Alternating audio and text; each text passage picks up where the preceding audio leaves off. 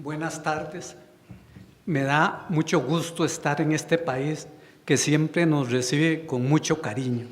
Un saludo especial al Consejo Directivo de ACID, a las autoridades del Ecuador, a la nueva institución que se creó de presupuesto de finanzas del Ecuador, a los compañeros y compañeras presentes de los distintos países. Yo creo que los foros, los congresos internacionales de ACID son foros fundamentales de discusión sobre el sector público, sobre el presupuesto por programas, presupuesto por resultados, gestión por resultados, la calidad en los servicios en el sector público y una serie de aspectos que necesitan mayor reflexión y análisis, y no hay veces dejarnos llevar por las modas. En los años 70 nos dejamos llevar por la moda del presupuesto base cero, en los 80 por la moda de la reingeniería, después nos dejamos llevar por la moda del gobierno corporativo y ahora estamos tomando como la panacea el presupuesto por resultados, cuando el presupuesto por resultados es una metodología que se aplica en el presupuesto por programas. Pero si no tenemos buenos sistemas de administración financiera, si no tenemos buenos sistemas de contratación administrativa, si no tenemos buenos sistemas de administración de recursos humanos, no vamos a lograr buenos resultados. Y que es una metodología que se incorpora al presupuesto por programas. Y aquí tenemos que tener claro que el presupuesto por programas y el presupuesto es una herramienta fundamental para no solo lograr el crecimiento económico, sino lo más importante, el desarrollo económico, que se disminuya la pobreza y la desigualdad, que haya una mejor distribución de los recursos, que lleguen los productos en forma más oportuna a los ciudadanos, que se acabe la corrupción, que se acabe los intereses creados a aprobar proyectos de ley que van en contra del interés general. Compañeros, empezamos con la primera. Yo quería aquí citar la importancia de la gestión en el sector público. En el sector público, lamentablemente, planificamos mucho, pero ejecutamos poco. Es una problemática muy grande y hay veces hacemos castillos en el aire y no gestionamos bien. Tenemos que aprender a gestionar mejor, a utilizar, está bien, el presupuesto por resultados, la calidad total, el gobierno corporativo, para hacer una gestión que realmente los ciudadanos se sientan más satisfechos, que los ciudadanos pasen con nuestros países nórdicos, donde se pagan impuestos porque reciben muy buenos servicios, y no como pasa ahora, que los ciudadanos en los países latinoamericanos muchas veces no quieren ir a pagar los impuestos porque reciben muy malos servicios, ¿no? O no los servicios en la forma oportuna. Les comento un caso, ¿cómo puede ser que en la Seguridad Social de Costa Rica se estén dando citas para el 2020 y 2021 y que tenemos listas de espera grandísimas? No puede ser que en muchos países de Latinoamérica las vías de comunicación no son las más adecuadas y eso incide en la competitividad de los industriales y de los empresarios. Las grandes presas y entonces para llegar los productos a los puertos, etc. Entonces tenemos que hacer un esfuerzo para ser más eficientes y eficaces, que tener claro que el presupuesto, ¿qué hacemos un presupuesto? Para producir bienes y servicios finales que tengan impacto en los clientes y en la sociedad y mejoren la calidad de vida de los ciudadanos. Hay veces se nos olvida de eso y producimos bienes y servicios en función de lo que queremos los funcionarios públicos y no en función de lo que quieren los clientes, que son los ciudadanos. Por eso es muy importante el principio de participación, que se participe a los clientes internos y que se participe a los ciudadanos, para ver si estamos produciendo los bienes y servicios que realmente necesitan los ciudadanos. A mí me llamó la atención y le di seguimiento que en Costa Rica por muchos años a los pobres no se les preguntó qué clase de vivienda era la que necesitaban. necesitamos. Y un caso que le di seguimiento fue unas viviendas que se construyeron en la zona de Limón, en Talamanca, para los indígenas. Los indígenas viven en viviendas muy abiertas, etc. Y entonces ahí les hicieron unas viviendas muy encerradas. Hace poco que fui a dar un seminario a Limón, tenía una alumna que era de esa zona y me dice, le digo, ¿qué pasó con esas viviendas? No, esas viviendas, ellos se las alquilaron a otras personas y se regresaron a sus casas abiertas que están acordes con su manera de ser, con su manera de vivir. Por eso es muy importante encuestas, entrevistas con los clientes, la calidad en el servicio al cliente, que hacer servicios más oportunos, servicios donde el cliente se sienta satisfecho. Uno le pasa en el sector privado, pero más en el sector público. Llama a una institución pública a hacer una consulta y lo pasan de un lado a otro. Qué mal eso, qué feo se siente eso. Y hay veces le dicen, no, mejor déjeme el número del teléfono y después lo llamamos. A mí me gusta mucho el caso de la Toyota en Costa Rica, que aunque le meten la mano en la bolsa a uno cuando uno lleva a reparar el carro, pero ahí cuando le dan la cita, previamente le comunican, tiene la cita, después de que termina la cita lo llaman, ¿está satisfecho con el servicio? ¿Tiene alguna queja? Seguimiento a los clientes, estamos dando seguimiento a los clientes, estamos dando seguimiento. Uno de los problemas que ha afectado al sector público es que tenemos modelos muy jerárquicos, con muchas estructuras y muy rígidos. Tiene que modernizarse el sector público y ser modelos con menos niveles jerárquicos y más dedicados a obtener resultados. Les pongo el ejemplo. En Costa Rica tenemos 330 instituciones públicas y más de 900 programas. Yo hace años vengo peleando, perdonen que lo diga, no estoy trabajando, pero por lo menos me gusta escribir en los artículos, he venido insistiendo, que ese sector público no puede seguir así. No puede ser que tengamos más de 330 instituciones y más de 900 programas. En algunos casos haciendo labores duplicadas, en otros labores menos eficientes. ¿Cómo puede ser posible, y después lo vamos a ver con más detalle, que existen más de 20 instituciones públicas en el sector social y muchas privadas y no se ha podido reducir en muchos años la pobreza?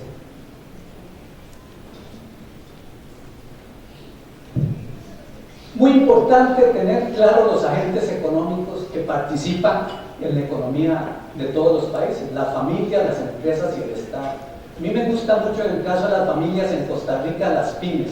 Las pymes aportan un 30% del empleo y un 40% de las exportaciones.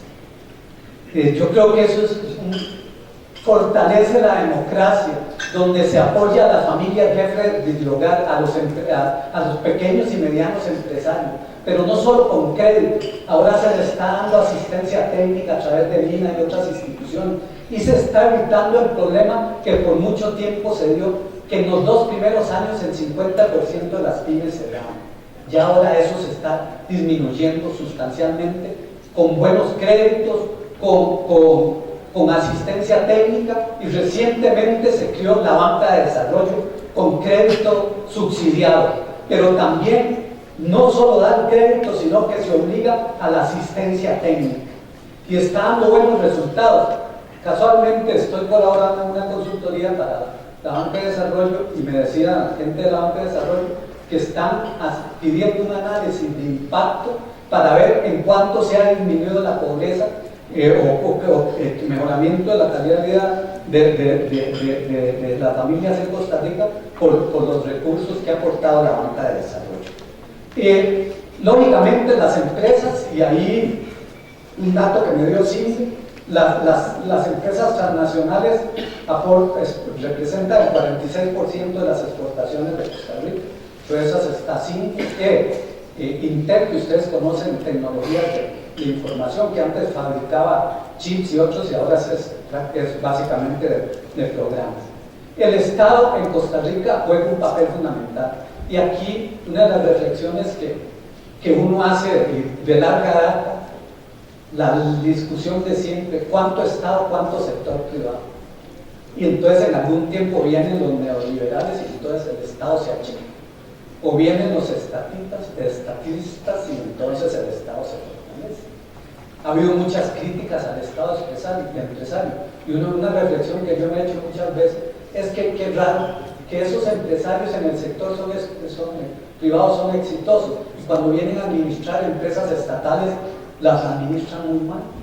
Ya, porque son bienes, perdónenme la expresión, de difuntos, de todos.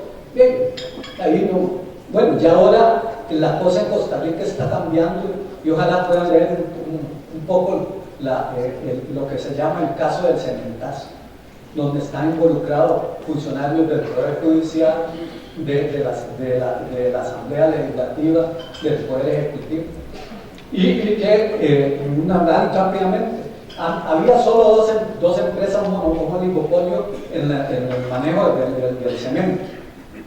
Se sacó un decreto por presiones de una persona del sector privado, dice, el gobierno dice que no lo hace, para permitir que entrara una tercera persona. Esa tercera persona pidió un crédito de 5.000 millones a los bancos de Costa Rica y como garantía dio el cemento, nada más que ese cemento lo usó para garantía, el mismo cemento para garantía en los dos bancos, y parte de la plata se la dejó él. Bueno, en este momento están en la cárcel el gerente del Banco de Costa Rica y varios funcionarios, y este señor está en la cárcel y están investigando porque está involucrado hasta magistrados del Poder Judicial y diputados de la Asamblea Legislativa y funcionarios cercanos al señor presidente. Uno de los grandes males porque el sector público no logra ver todos los resultados esperados es la corrupción y el mal manejo de los recursos públicos. No puede ser que hay veces una carretera que debería costar 10.000 millones cuesta 30.000 millones por aspectos de corrupción. Compañeros, continuamos. Recuerden que el Estado regula las actividades económicas evitando situaciones de abuso. Eso es uno de los papeles importantes. Y regulaciones sobre protección al consumidor. En el caso de Costa Rica, regulación del precio de la gasolina a través de la ADC, que aquí tenemos una compañera participando. Pero también produce bienes y servicios. Por ejemplo, en el caso de Costa Rica, la gasolina, todos los derivados del petróleo, es un monopolio que maneja Recope. Antes había un monopolio en las telecomunicaciones, ya se hizo la apertura de las telecomunicaciones. Había un monopolio en los seguros y ya se hizo la apertura en los seguros. Pero entonces hay empresas públicas estructuradas como sociedades. En el caso de los bancos estatales tienen corredoras de seguros, tienen puestos de bolsa, tienen operadoras de pensiones. Hay empresas encargadas de lo social, como el Instituto Mixto de Ayuda Social. Procura crear situaciones de igualdad de oportunidades entre las personas y mitigar las diferencias sociales mediante la redistribución de la renta. Y lamentablemente, yo creo que en toda Latinoamérica hay veces esas redistribuciones no son las más adecuadas. Y ahora estaba leyendo un informe donde se cuestionaba que se estaban dando ayudas en el Instituto Mixto de Ayuda Social a gente que no necesitaba ayuda, que se están dando becas a personas que no necesitaban ayuda.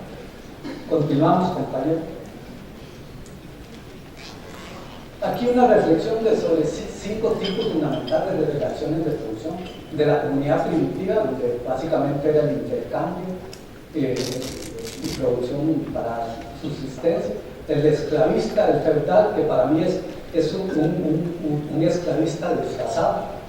En los feudos la gente aceptaba la protección del señor feudal a cambio de vivienda, alimentación y protección. Y después el sistema capitalista y socialista que está vigente en estos momentos. Lógicamente existen las fuerzas productivas que propician que la producción a un nivel adecuado, pero que algunas veces el Estado causa retraso y frena el desarrollo del país. Parece mentira, pero a veces no se aprueban las leyes en forma oportuna, no se toman las decisiones para mejorar la competitividad, etc. Recuerden que a mediados del siglo XX la socialdemocracia europea llega al poder y entonces viene con un enfoque, yo creo, salpicado con los neoliberales, de que se minimice la participación del Estado y que sea la empresa privada la que maneje la producción de bienes, etc. Pero eso da también nacimiento al estado de bienestar. Lamentablemente, por muchos años y todavía vivimos una época donde los programas sociales no tienen muy presente ese adagio chino: demos el pescado a las personas y comen un día, enseñémonos a pescar y comen todos los días.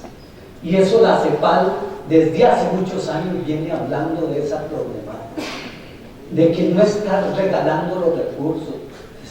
Y entonces la gente espera ahí. Hay veces no vamos a hacer nada porque en algún momento el Estado nos llega el bono de la vivienda, nos llega la ayuda de niños, etc. ¿Por qué vamos a trabajar con eso? Y con la problemática de algunos pobres que tienen una mentalidad que nunca van a salir de la pobreza, ¿verdad? La pobreza involucra cultura, valores, capacitación, empleo, etc. Lógicamente el Estado tiene una gran influencia sobre la producción. Si bajamos los impuestos, los empresarios se van a beneficiar. Si tenemos menos devaluación, los que importan materia prima, producir bienes y servicios, se benefician. Si hay mayor devaluación, los que exportan se benefician. Entonces ahí la gran problemática de hay veces, si se acelera la devaluación, los exportadores se benefician, pero muchas de otras personas salen perjudicadas. Muy importante lograr una mayor conciencia de los ciudadanos de que deben participar más en la definición de políticas públicas, en la toma de decisiones, en las elecciones de gobernantes y de diputados, que no pase como ha pasado en muchos países de Latinoamérica, que unos pocos somos los que toman las decisiones por todos. O sea, a nosotros en Latinoamérica nos falta participar más, reflexionar más. Hay veces somos muy pasivos y, como decía un expresidente de Costa Rica, no hay mal que dure más de 3 días en Costa Rica. Por más daño que se haya hecho a personas, a la sociedad, a los 3 días, a los 5 días, ya se olvida. Y muchas veces reelegimos a funcionarios públicos o diputados que son así ineficientes, funcionarios que si se les pide una rendición de cuentas han alcanzado resultados muy malos y se les reeligen. Y eso o se nombra. Por ejemplo, ahora se ha habido una gran discusión en el nombramiento de los miembros de la Junta Directiva de los bancos estatales, que muchas veces es por compadrazgo político, porque colaboran, y resulta que se nombra una profesora en una Junta Directiva de un banco que sabe de banca y finanzas. Tiene que cambiarse la forma como se nombran las juntas directivas de las instituciones y que sean personas que conozcan el campo en el que van a estar nombrando. Compañero.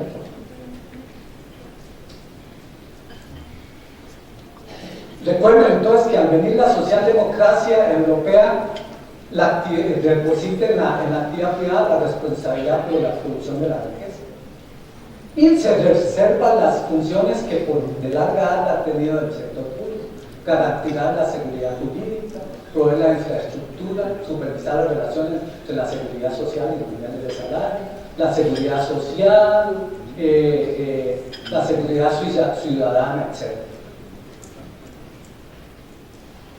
Aquí es un tema que necesita de mucha reflexión. Producción pública depende de muchos factores: recursos, déficit fiscal, nivel de endeudamiento, carga tributaria, ingresos que se quedan con un destino específico.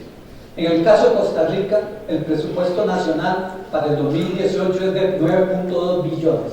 De ese, un 44% está financiado con deuda. Y el 56%. Entonces ya es una problemática muy seria. Y al estar en un año preelectoral, la reforma fiscal que propuso el gobierno actual no va a pasar. Ya eso es de siempre. Cuando hay año preelectoral no pasa ninguna reforma fiscal. Esa reforma fiscal incorpora, nosotros tenemos impuesto de ventas y no el IVA. Incorpora el impuesto, transforma el impuesto de ventas en el IVA y quiere pasarlo del 13 al 15%, y antes estaba solo sobre bienes y ahora quiere ponerlo sobre los servicios.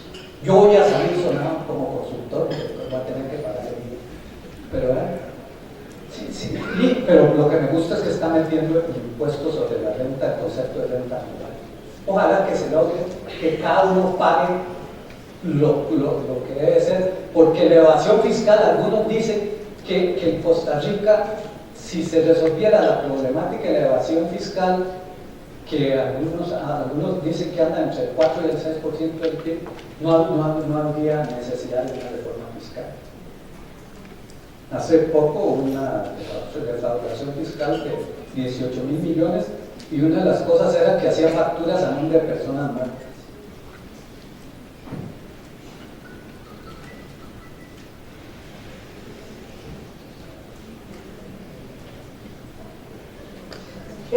Recuerden lo que les dije al principio: el presupuesto público es un instrumento fundamental no solo para lograr el crecimiento económico, sino el desarrollo económico. Digan lo que digan los neoliberales, el sector público tiene un gran impacto en propiciar el mejoramiento de la calidad de vida de los ciudadanos. Y por dicha ya hay empresarios que están aplicando la responsabilidad social empresarial. Y ya está participando más el sector privado en procurar el bienestar. A mí me llama la atención que una empresa que algunos miran, que ponerla ejemplo, Florida Bebidas, que fabrica, los que han ido a Costa Rica y se han tomado una 15 en un imperial, tiene un programa para sacar de la pobreza a todos los funcionarios de esa empresa que tienen niveles, que están en nivel de pobreza, y le dan un seguimiento. Otro programa muy importante de reciclar todo y disminuir sustancialmente la contaminación.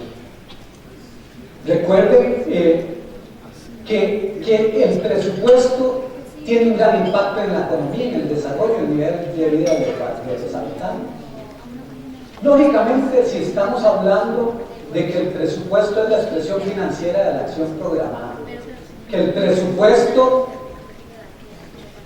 es la expresión del plan de trabajo, y que ese plan de trabajo, o plan anual operativo, o plan operativo, y ahora ya está la moda de llamarle el POI, plan operativo institucional, es el instrumento fundamental en el corto plazo para lograr ejecutar los planes de desarrollo.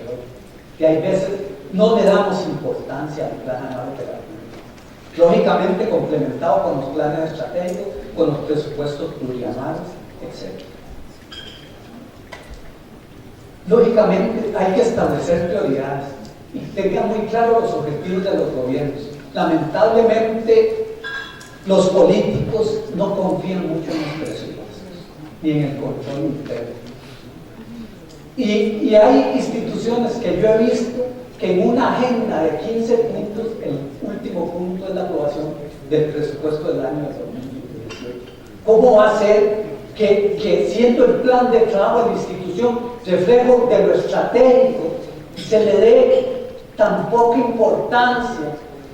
Yo, cuando fui miembro de la Junta Directiva de la Autoridad Reguladora de Servicios Públicos, una de las primeras propuestas que hice fue que el plan presupuesto se discuta en una sesión extraordinaria exclusiva para ese fin, que haya una reflexión de las políticas, de los objetivos, de las metas, del costo de meta, de la vinculación plan-presupuesto que fallamos tanto, que manejamos el costo físico de las metas, pero no el costo financiero. Y tenemos que manejar los dos, porque si yo tengo generar 200.000 kilowatts de energía con un costo de 400.000 millones, entonces ahí sí puedo manejar un indicador de eficiencia. Pero si solo manejamos lo financiero y lo físico, no vamos a poder manejar indicadores. Y si queremos mejorar el sector público, tenemos que manejar indicadores de eficiencia, eficacia, economicidad y calidad. Calidad, que lo medimos a través del indicador de economía y a través del indicador de calidad.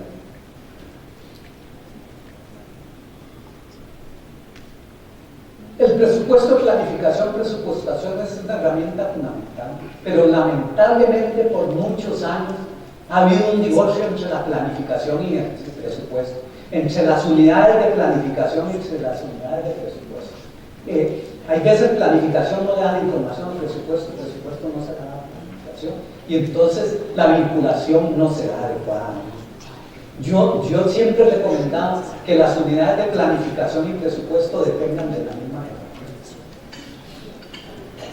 Pero en muchas instituciones las unidades de planificación dependen de herramientas distintas. Y no puede ser que a estas alturas del siglo XXI haya instituciones que primero hagan el presupuesto y después el plan. ¿Dónde hay la adecuada programación, la adecuada planificación? Debemos también evaluar, controlar, ejecutar, controlar y evaluar y planificar en forma sistemática para volver a evaluar y planificar. Cuando estamos ejecutando el 2018, el 2017, estamos retroalimentando el plan estratégico, estamos retroalimentando la formulación del 2018. Pero hay veces no hacemos esas relaciones y nos ceñimos en un solo escenario, el 2017, cuando estamos manejando el plan estratégico, estamos manejando las proyecciones plurianuales, estamos manejando los escenarios presupuestarios. Y hay veces queremos solo jugar la cancha en el 2017. Y mucho de lo que hagamos en el 2017, si no hacemos reflexión, análisis y evaluación, y lo hicimos mal, lo vamos a hacer mal en el 2018.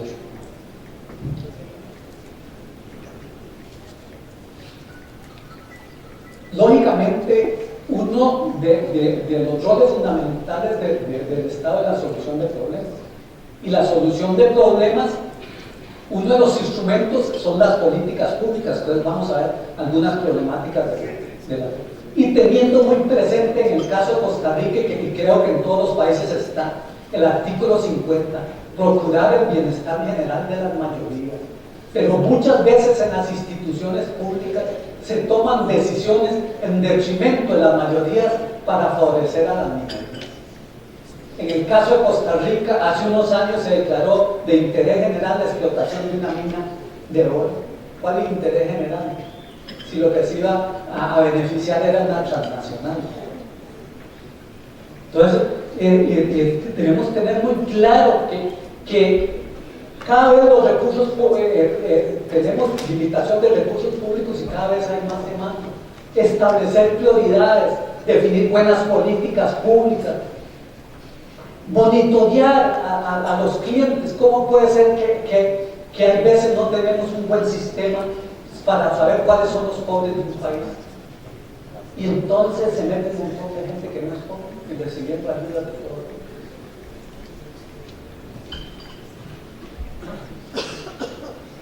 Dos instrumentos fundamentales para la solución de problemas del sector público son la planificación de las políticas públicas y el plan presupuestario. Amarrar eso bien no es tan fácil. No es tan fácil. Porque ahí está involucrado el nivel político, el nivel técnico y el nivel operativo. Y hay veces el diálogo político-técnico es muy difícil, ¿verdad? Hay veces los políticos solo como ellos dicen, ¿verdad? Y hay técnicos que hay veces también meten cabeza y no saben cómo venderle la idea a los políticos. A veces a los políticos hay que saberle vender, hay que saber mercadear las cosas y no a la fuerza más. Yo tengo el poder, no hago lo que yo quiero. Y no es así. Recuerden que la planificación es fundamental. Un proceso, un orden, una continuidad. Un análisis previo de la actualidad, la situación actual, qué problemas tenemos y cómo los vamos a solucionar. Recuerden que los problemas los vamos a solucionar a través de las políticas públicas. Continuamos. Por eso, objetivos. ¿Qué objetivos tienen define la planificación? Definir bien los objetivos. ¿Qué problemas se resuelven con los objetivos? Muchas veces pasa lo que decía el gurú de la administración, Peter Drucker, que tenemos la solución correcta, pero no el problema correcto. Enfocamos mal el problema y podemos resolver la situación. Por no sentarnos a analizar bien los problemas, por dejar de hacer políticas públicas que vamos a comentar como se han venido haciendo. ¿Qué acciones, recursos, medios para ejecutarlos? Y fallamos especialmente en los recursos cuando son obras o cuando son gastos plurianuales. No le damos al Estado seguimiento al perfil de proyecto. ¿Qué nos va a solucionar ese proyecto? El estudio de factibilidad y efectividad. Y un elemento nuevo que yo he venido metiendo. Cuando finaliza el proyecto, ¿cómo se va a financiar la operación del proyecto? Muchas veces hay proyectos buenos, pero que no se les dan los recursos para que operen bien. Allá se hizo un programa especial para atender a los de la tercera edad y a los niños, y se les dio a muchas municipalidades la infraestructura. Pero resulta que las municipalidades que tenían recursos sí podían contratar con servidoras domésticas, psicólogas, etcétera, los alimentos, pero las que no tenían recursos, ahí está el edificio. Y eso pasa mucho por el mal manejo de los programas de gobierno de los partidos políticos. Acaba de salir una de expertos en Costa Rica que dice que ya los partidos políticos están haciendo promesas que no van a poder cumplir. En el campo de la disminución de la pobreza, etc. En algunos gobiernos se ha dicho, vamos a disminuir sustancialmente la inseguridad ciudadana, vamos a mejorar sustancialmente la red vial, y resulta que no se ha cuantificado cuánto cuesta cumplir con esas promesas. Y por ejemplo, el gobierno actual a los meses de entrar en el gobierno dijo, no, ya la promesa que hicimos de disminuir el ciento y resto de mil de pobres no la vamos a poder cumplir. Ahora no, van a ser 50.000. No se cuantifica bien, no se tiene el costo financiero de las promesas de campaña política, aunado a un problema fundamental. No tenemos verdaderos planes de desarrollo país. Son planes de desarrollo, reflejo especialmente del partido que está en el gobierno. Del partido que está en el gobierno. Tiene que haber planes de desarrollo país, con la amplia participación de la sociedad civil, los empresarios, los trabajadores, las instituciones públicas, para que realmente se puedan resolver los problemas de los países y lograr un desarrollo económico donde se enfrente esa triada famosa de la pobreza, la desigualdad y el desempleo.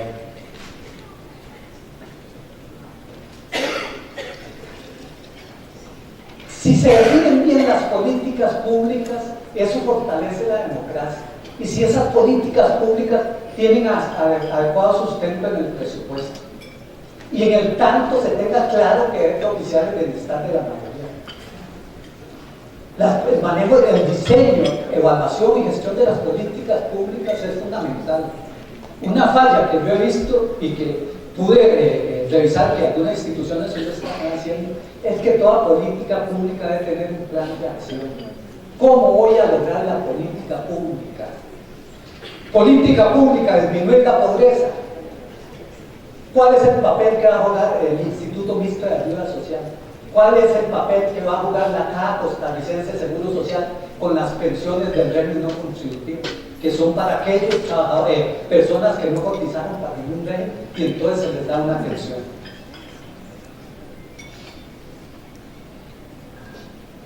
Lógicamente las políticas públicas deben dejar de ser solo del sector público, tiene que participarse a la sociedad, a los ciudadanos. Continuamos. Los ciudadanos tienen que oírse. Cada vez tenemos ciudadanos más informados y más críticos. Y si no se les hacen las cosas, meten recursos en la Defensoría de los Habitantes y en el caso de nosotros, de la Sala Constitucional. Recursos de inconstitucional de derechos de amparo. Porque los ciudadanos ya están tomando más conciencia que ellos tienen derecho a opinar y que deben dejarse esa manipulación de la prensa, de los partidos políticos o de ciertos intereses económicos. Difícil eso, ¿no? Algunos dirán, es como un sueño mío, que pasarán más de 1000 años, como dice la canción, para que eso se arregle, pero tenemos que ir reflexionando sobre eso.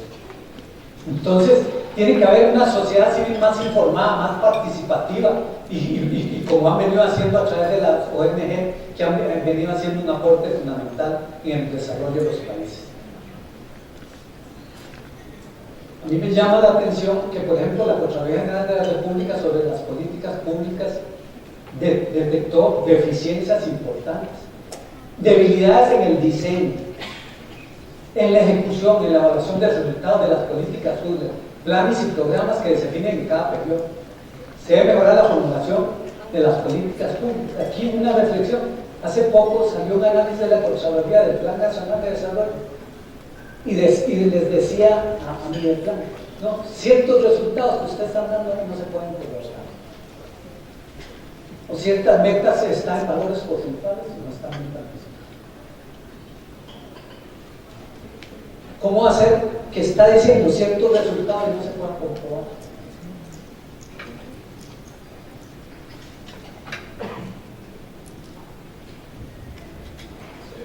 Recuerden que uno de los fines fundamentales de la política pública es resolver problemas. Pero para eso tenemos que definir bien los problemas, participar a los ciudadanos, para que realmente la política pública permita que la mayoría de los ciudadanos puedan viajar en el mismo avión. Aunque hay personas que quieren que ojalá solo exista la primera clase ejecutiva, ¿no? Que no exista la otra. Porque va mucha chusma en el avión y no les conviene. O pasaba con un presidente del Banco Central que cuando se montaba el ascensor no permitía que nadie se montara. Seguro que lo iban a contaminar, no sé. Hay veces, esta reflexión a mí me gusta mucho, las políticas públicas no son siempre tan públicas, ni siempre responden a las necesidades de las personas. ¿Por qué? Porque muchas veces son diseñadas desde el escritorio. Los presupuestos, las políticas públicas, la planificación deben dejar de diseñarse desde el escritorio. Hay que ir a la trinchera, hay que ir a ver los problemas, hay que ir a ver, ahora que están tanto por problemas por el cambio climático y tenemos terremotos, inundaciones, hay que ir a ver cómo podemos resolver, por ejemplo, lo que nos causó el huracán Nate, la tormenta Nate en Costa Rica, que va a producir, que la red vial va a durar de 4 a 5 años para poder recuperarse, que muchas familias perdieron sus viviendas, y entonces eso de estar haciendo las cosas desde el escritorio ha afectado mucho los presupuestos, las políticas públicas, la planificación. Y los normativos también, de lo que yo digo es lo que sea, y está bien. Hay que participar, hay que oír. Hay gente en el sector público que se vuelve muy dogmática, que solo lo que yo digo, porque si hace lo que yo digo, que hay veces sin tener la razón y sin tener claro de la realidad. No están viendo bien en el espejo la realidad. Compañera, la que sigue.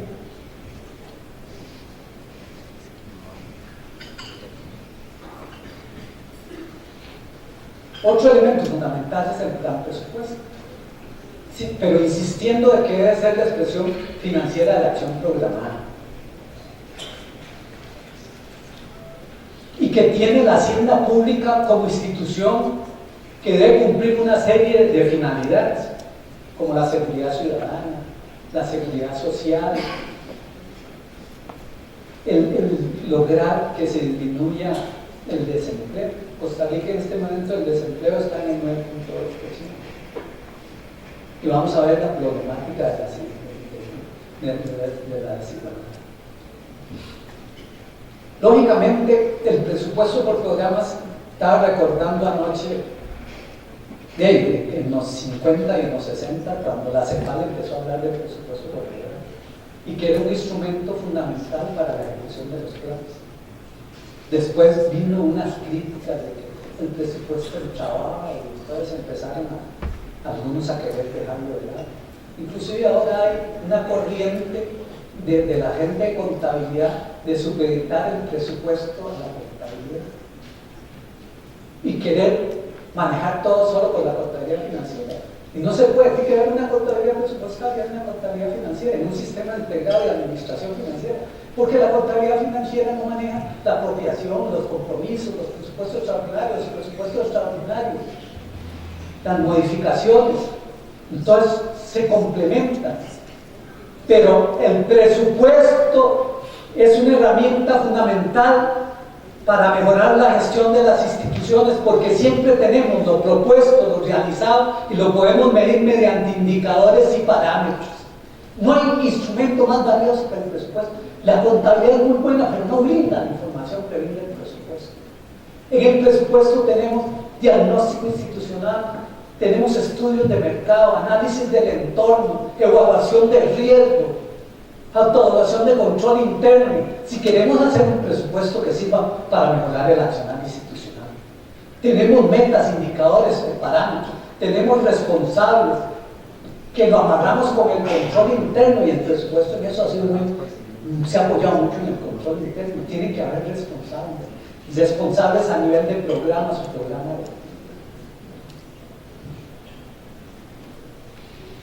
No olvidemos que el presupuesto permite planear, organizar, coordinar, dirigir, controlar, aplicar todo el proceso administrativo en el proceso presupuestario y aplicar adecuadamente el proceso presupuestario. Pero lamentablemente nos vamos mucho a la etapa de formulación y aprobación y fallamos mucho en la ejecución y en el control y evaluación. ¿Ni para qué? En el control y en la evaluación, ¿para qué? Y más si se van a establecer responsabilidades. Todo el mundo se quita el tiro. No, yo no, eso no fue responsabilidad mía. ¿Sí? Porque muchas veces queremos derechos, pero no queremos deberes.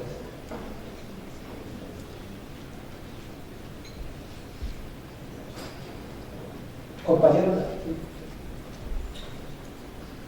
recuerden que el presupuesto va a estar financiado por recursos que se extraen. Yo lo dejé así, a la sociedad mediante bienes y servicios, préstamos, impuestos especialmente.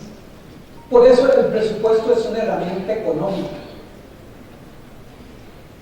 Se captan recursos del sector privado mediante impuestos que se devuelven al sector privado y a las personas mediante salarios, compra de bienes y servicios, etc. Ese impacto económico es fundamental, pero si manejamos mal los presupuestos o se hacen argollas para propiciar contrataciones de determinados grupos, por ejemplo, en el caso de construcción de carreteras, que hay veces las empresas que construyen carreteras muy interesantes se ponen de acuerdo para galletear al Estado. Entonces, una empresa le dice, mire, esa licitación se la vamos a dejar a usted, subamos el precio de todo.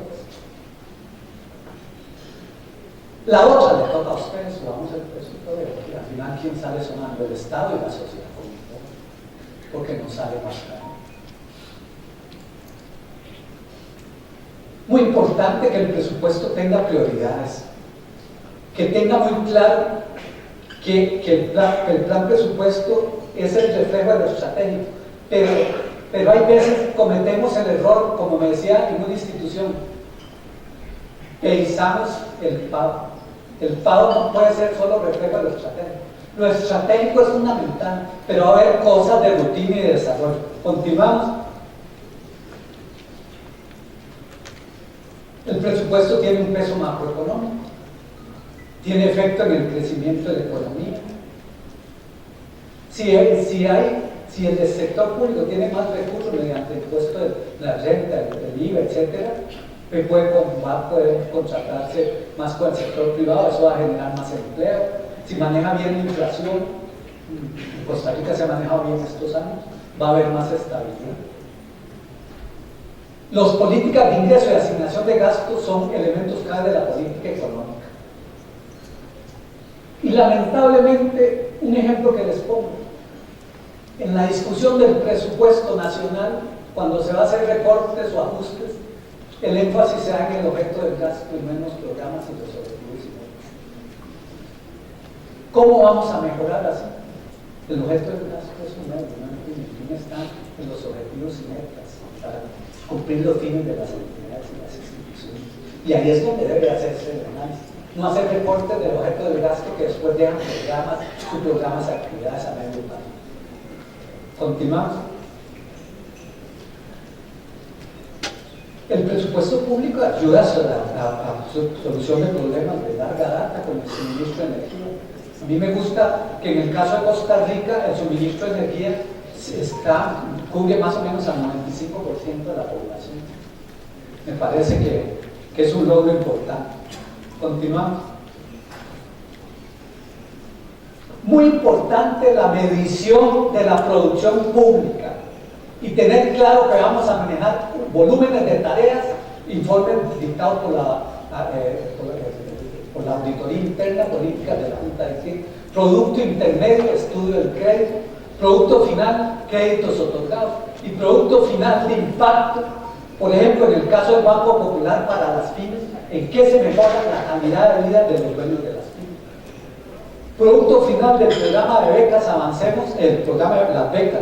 Producto final de impacto, ¿en qué se mejora la deserción escolar? Lógicamente, hay veces medir el impacto no es fácil, y hay veces abarca varios años. Continuamos, compañeros. La formulación de los programas gira en torno a una serie de objetivos definidos y resultados previstos. Lamentablemente, a veces los programas se olvidan que debe haber un programa administrativo, pero que va a haber tantos programas sustantivos como productos finales existen. Una institución que asesoré, que no me pagaron ver datos, tenía nueve programas y resulta que era un único producto final. 9 programas y un único producto final.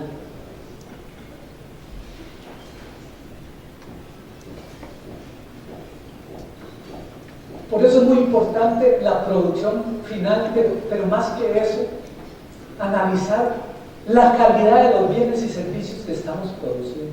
Si están realmente llenando las necesidades de los ciudadanos, si los estamos produciendo en forma oportuna, si están acordes con la visión y los fines de la entidad, teniendo presente que el sector público de Costa Rica se rige por el principio de legalidad, solo se puede hacer lo que el marco legal permite, y hay veces los políticos toman decisiones a poner a las instituciones a hacer cosas que se salen de los fines y que establece su ley orgánica o la visión y la visión.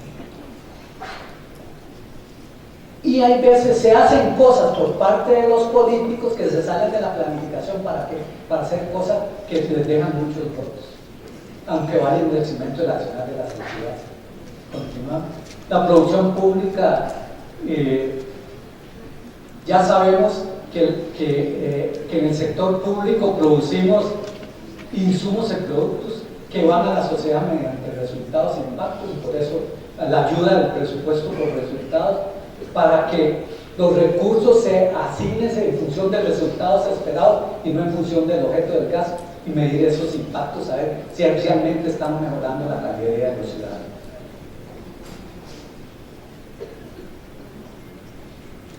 Muy importante, lógicamente, que las necesidades que llena el Estado estén bien analizadas a través de la planificación estratégica y de instrumentos a nivel país del Plan Nacional de Desarrollo, a nivel de instituciones del Plan Estratégico. Pero hay veces me decían en algunas instituciones en Costa Rica que mi plan nos dice: usted tiene que hacer todo esto y esto, y no nos dice si tenemos los recursos y el personal para poder cumplir. Ya sabemos que no lo vamos a poder cumplir. no es participación dictatorial, es participación democrática y real. Continuamos, compañeros. Costa Rica, en el caso de la pobreza, a pesar de tener de más 20 entidades en el sector social, y que existen 1.100.000 pobres y 1.500.000 familias en extrema pobreza, no ha podido continuar, no ha podido por muchos años disminuir la pobreza, y en este momento somos uno de los países más desiguales de Latinoamérica. Ayer salió una publicación que estamos, a pesar de la linda Costa Rica, claro, no estamos a nivel de Venezuela, pero continuemos, pasemos a las conclusiones que traen. Bueno, déjenme saber estas dos, la anterior, por favor. La desigualdad es un factor que a veces no analizamos en estos seminarios, y que un 20% de las personas más ricas del mundo manejan el 80% de los recursos, y el 80% de las personas manejan el 20% de los recursos. ¿Y eso qué? Eso lógicamente va a haber cada vez mayor demanda al Estado y a las instituciones públicas de ese 80% de los ciudadanos. A mí me llama la atención el ranking que sale todos los años de los 10 más ricos del mundo, donde está Bill Gates, etc. Y no todos son como Bill Gates, que yo lo admiro, que tiene una fundación con la esposa, que ayuda y que vaya parte de lo importante de su capital, lo está destinando a los pobres, ¿no? Hay millonarios que más absan, y que se llene el vaso, pero que ojalá que no pinte mucho, ¿no? Lamentablemente, pero es un tema que yo creo que debe dársele más análisis. No puede seguir ese esquema mundial de desigualdad, porque eso está provocando la mayor demanda de bienes y servicios para el sector público, y cada vez sea más difícil de cumplir. Pasemos a las conclusiones, si me hace el favor.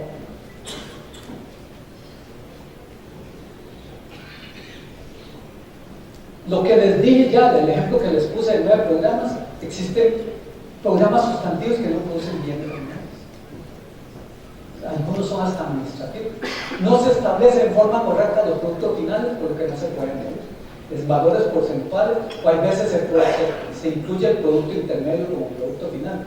Los estudios de crédito y no los créditos otorgados. Hay productos finales que no llenan necesidad de los ciudadanos. En Latinoamérica yo me he dado cuenta que instituciones de capacitación técnica y instituciones de educación superior que dan carreras que no tienen demanda en el mercado. Y hay estudiantes que solicitan un crédito y después ya los están atornillando y no han conseguido trabajo. Hace poco cogí un taxi y me llevaba un médico, dice, no me he podido estoy volando. Otro día llevé una profesional que tengo 4 carreras y no me quieren contratar en ningún lado porque dice que estoy sobrecalificado. Ignorancia de los costos reales que opera la empresa pública, de la inexistencia de competencia, no manejar costos adecuadamente y que no hay riesgo de quiebre. Entonces, el Estado benefactor, si entra en problemas de recursos, me da la plata. Y si no manejamos los costos financieros de las metas, no vamos a poder manejarlos. Injusticia distributiva. Hay veces, parece mentira, el sector público es el más egoísta que la solución. En las transferencias se dan transferencias a muchas personas o instituciones que no las requieren. Y muchos pobres o instituciones que ayudan a los más necesitados no reciben las ayudas adecuadas. Bueno, hay veces porque no se llevan buenos sistemas de información. Se contrata bien y servicios finales con el sector privado y si no se fiscaliza su calidad. Hay veces contratamos con el sector privado y no tenemos el equipo técnico en el sector público para fiscalizar, y yo lo he visto por ejemplo en las obras públicas. Quiero finalizar, agradecerles por la atención prestada. Estamos, creo que ahora viene el comentario del compañero.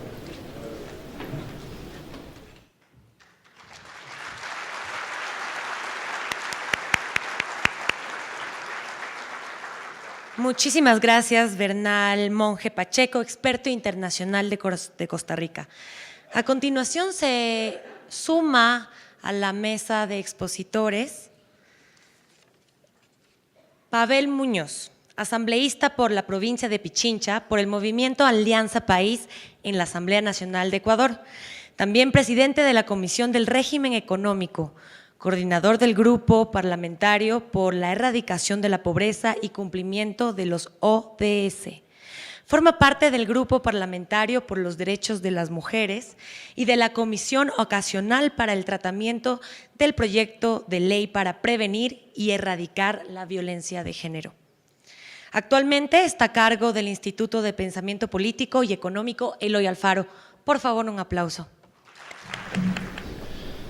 Muchísimas gracias, buenas tardes con todos y con todas. Me voy a pedir disculpas anticipadas para romper un poquito la formalidad y más bien poder conversar con ustedes a partir de los comentarios que tengo de la presentación que ha hecho Bernal, y lo que me habían pedido los organizadores, a los cuales agradezco mucho por la invitación, es que pudiera dar también una perspectiva de tal vez ya no la elaboración del presupuesto, sino la aprobación del presupuesto desde los órganos legislativos.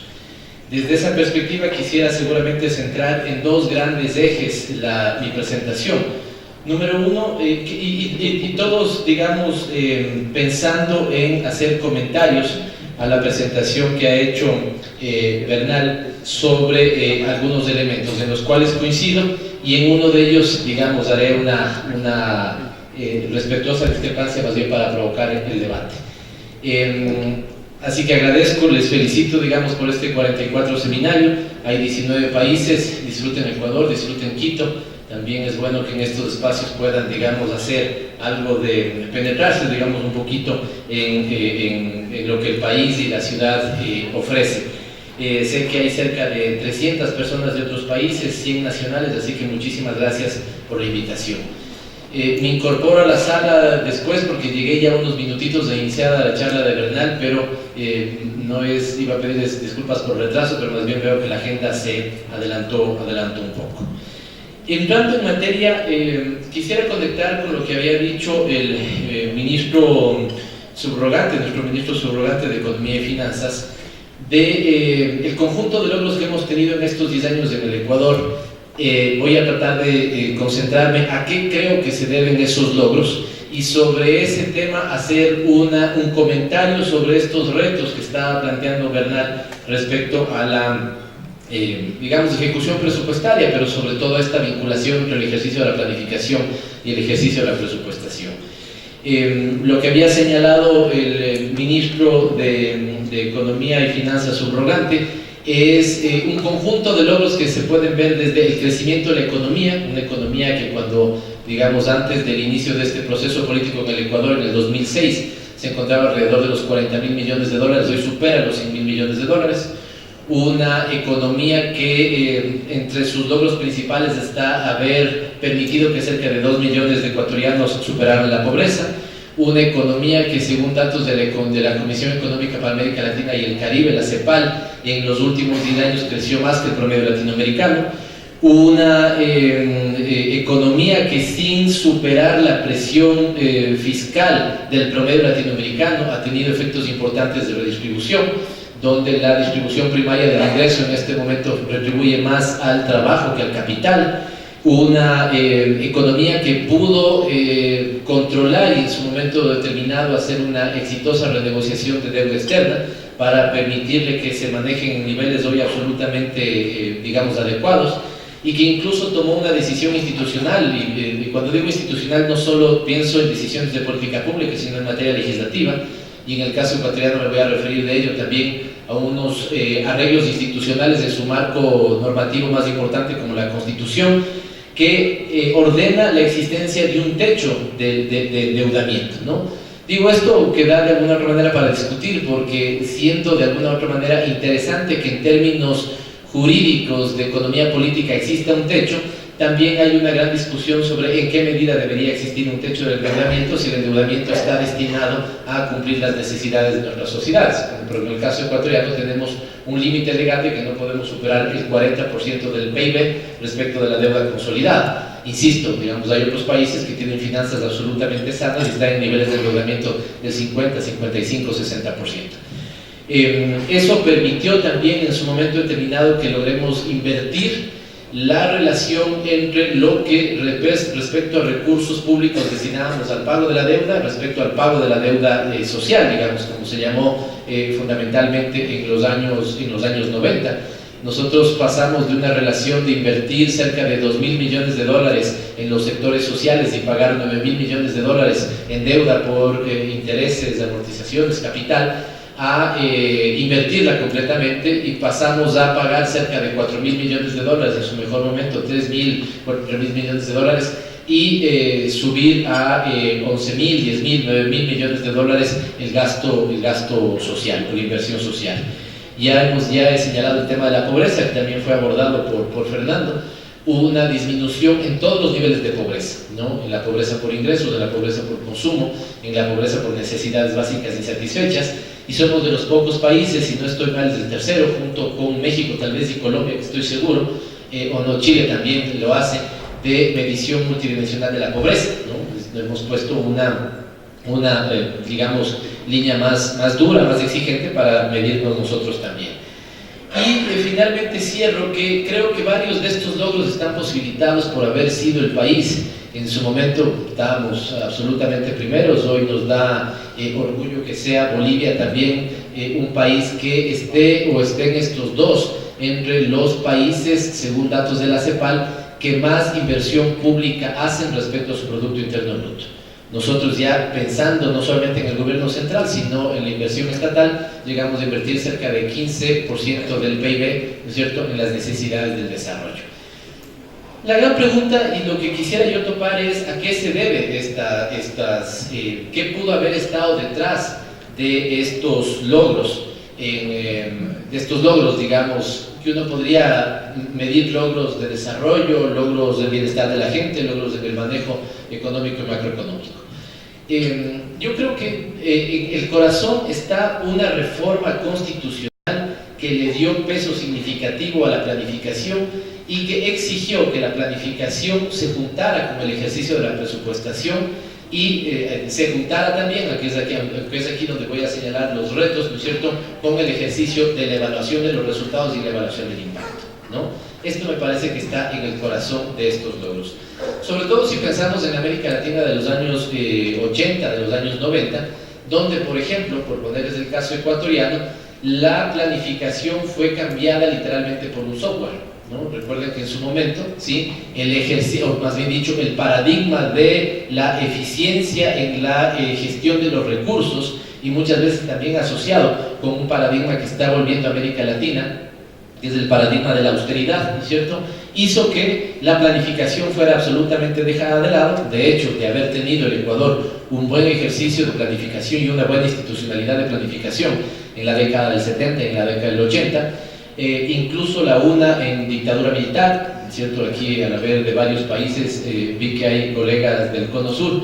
El Ecuador, sus dictaduras fueron distintas de las del Cono Sur, ¿no? Es decir, toda dictadura es reprochable desde mi punto de vista, pero las dictaduras en el Ecuador fueron dictaduras más bien de carácter progresista. Tuvimos, y eso estuvo asociado incluso con el descubrimiento y explotación de petróleo, y eso significó que la dictadura o las dictaduras, ¿no es cierto?, más bien tuvieran una política de consolidar el Estado Nacional bajo proyectos de desarrollo populares nacionales, y se canalizó una importante inversión para tener, digamos, reimpulso o la construcción de, digamos, bases sólidas para potenciar el desarrollo nacional.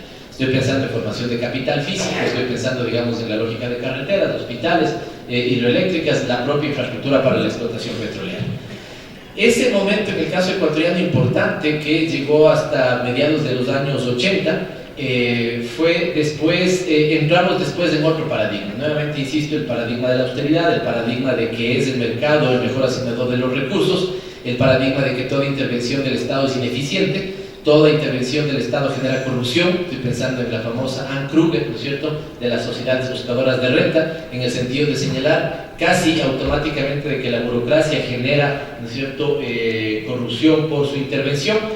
fue reemplazado. ¿Y por qué estoy hablando en esos términos? Porque me parece que hoy, entre los retos que voy a señalar, es que este discurso lo advierto de regreso, y a mí me parece que para alguna de las cosas que señalaba Bernal, ese discurso, ¿no es cierto?, es incompatible con las necesidades de desarrollo que tienen los países latinoamericanos.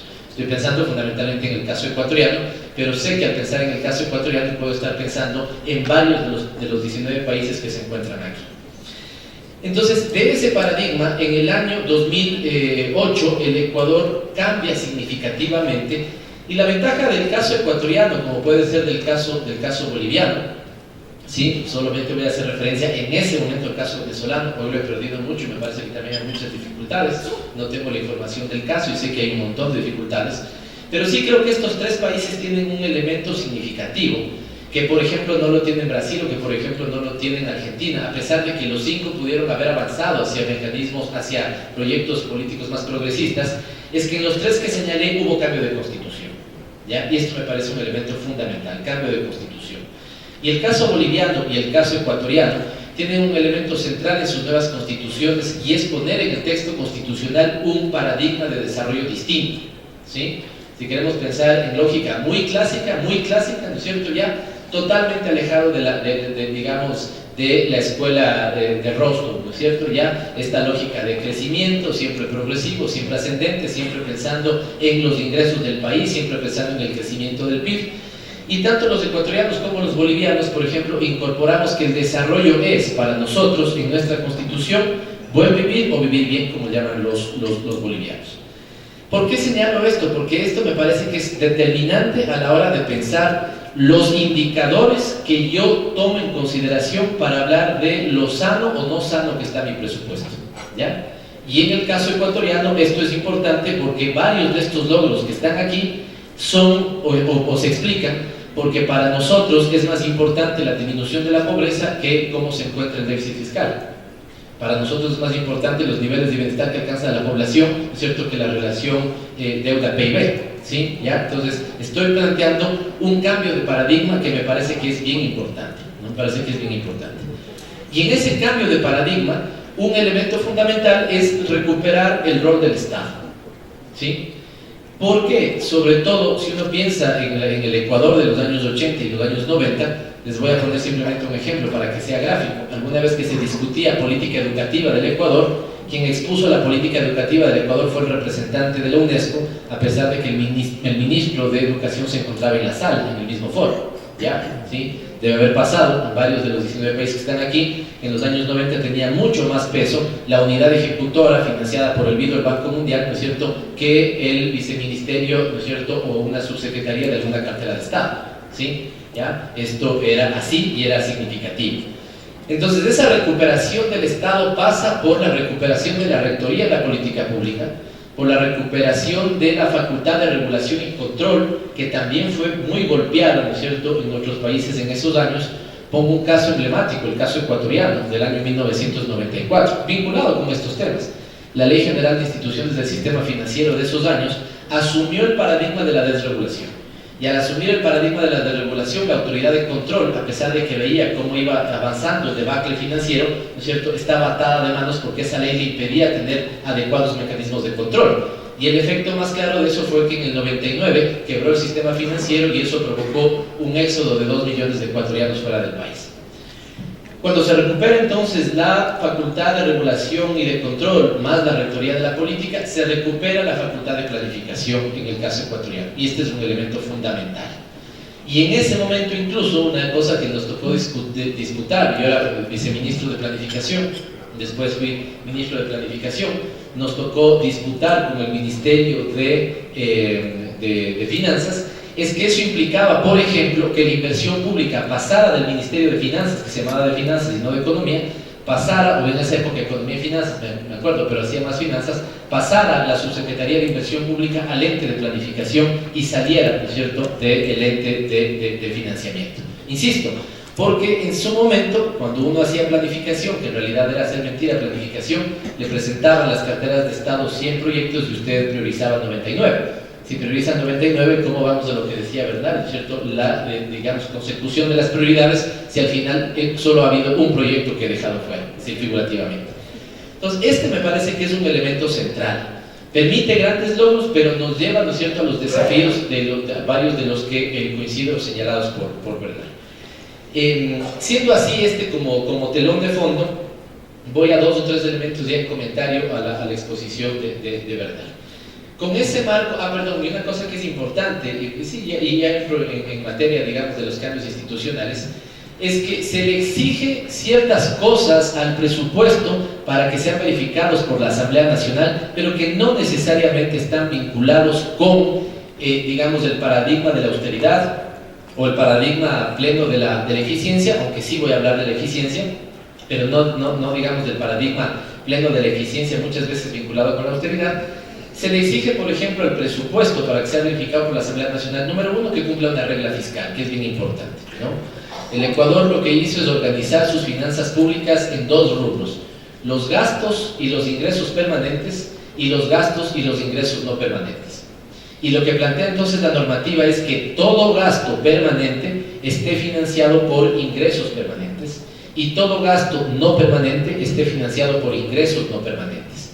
Lo importante es que en el primer rubro, ¿no es cierto?, en la primera ecuación, siempre existan más ingresos permanentes que gasto permanente. Y ahí están, ¿no es cierto?, los gastos para pagar los salarios de maestros y médicos, por ejemplo, ya mantener los servicios públicos, y están los ingresos tributarios, por ejemplo. Pero en el otro están, en los no permanentes, están los ingresos petroleros, y en los gastos no permanentes están los de inversión.